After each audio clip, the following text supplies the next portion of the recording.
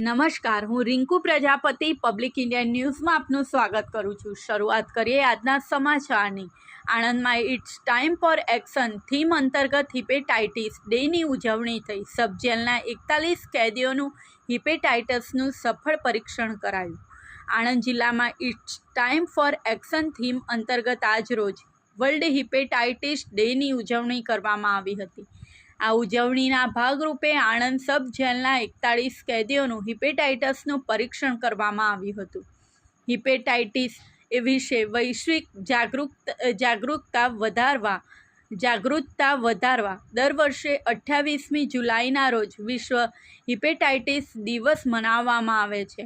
આ વર્ષે it's time for action theme અંતર્ગત હિપેટાઇટિસ ડેની ઉજવણી કરવામાં આવી રહી છે, જેના ભાગરૂપે આણંદના મુખ્ય જિલ્લા આરોગ્ય અધિકારી ડૉક્ટર દીપક પરમાર અને આણંદ તાલુકા હેલ્થ ઓફિસર ડૉક્ટર કે.ડી. પાઠકના માર્ગદર્શન હેઠળ અર્બન હેલ્થ સેન્ટર પીપી યુનિટના ડૉક્ટર જુવેદ ઠાકોર દ્વારા જેલર હિતેશભાઈના સહયોગથી આણંદ સબ જેલના કેદીઓના હિપેટાઇટિસનું પરીક્ષણ કરવાનો ખાસ કાર્યક્રમ રાખવામાં આવ્યો હતો।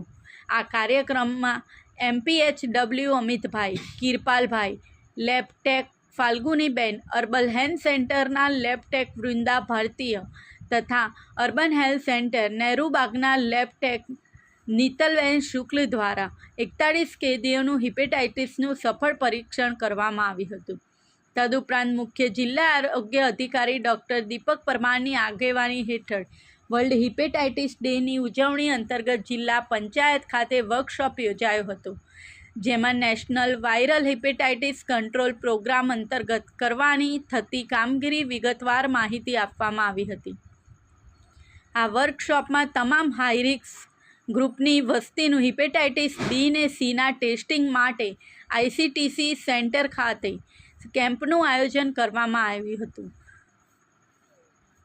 કેમ્પમાં પોઝિટિવ દર્દીના વાયરલ લોડ ટેસ્ટ કરી યોગ્યતા મુજબ સારવાર ચાલુ રાખવા, હિપેટાઇટિસ બી નેગેટિવ દર્દીઓના વેક્સિનનું આયોજન કરવા, સગર્ભા માતાનું હિપેટાઇટિસ બી માટે ટેસ્ટિંગ કરવા, પોઝિટિવ માતાની ડિલિવરી જિલ્લા હોસ્પિટલ મેડિકલ કોલેજ સંલગ્ન ખાતે થાય તેનું મોનિટરિંગ કરવા, હિપેટાઇટિસ બી પોઝિટિવ માતાથી જન્મેલા નવજાત શિશુને જન્મના 24 કલાકની અંદર હિપેટાઇટિસ બીની રસી મૂકવામાં આવે તે જોવા તથા વર્ષ 2030 સુધીમાં હિપેટાઇટિસ બીને નાબૂદ કરવા અંગે અસરકારક કામગીરી કરવા જણાવવામાં આવ્યું હતું। આ સાથે આજના સમાચારને અહીં સમાપ્ત કરીએ છીએ।